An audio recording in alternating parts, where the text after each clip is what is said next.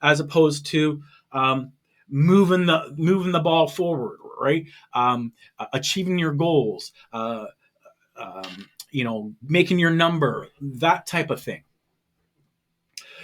If they are the director of technology or what have you, you can assume, you might not be right, but you can assume that they're more analytical. And so they're not going to be much on relationships. They're not going to be very open. You're going to try to connect with them, and how's the family? And they're going to be, what's this guy talk, right? That's not who they are. That's not the way they think. That's not the way they behave. They're analytical.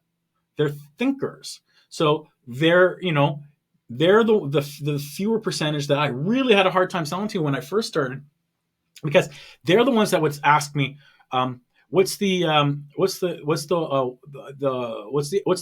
What's the water lift? What's the decibels of the vacuum? What's this? What's that? And I'd be thinking to myself, who cares? It sucks up the dirt. And it took me a long time to realize I was selling to a different person. I was selling to someone that was almost the opposite of me, right? And I needed to recognize that I needed to speak their language, and they cared about decibels. They cared about water lift. They cared about these things. And so if your person you're going after probably falls into that category, then you can be a little bit more aware of your approach.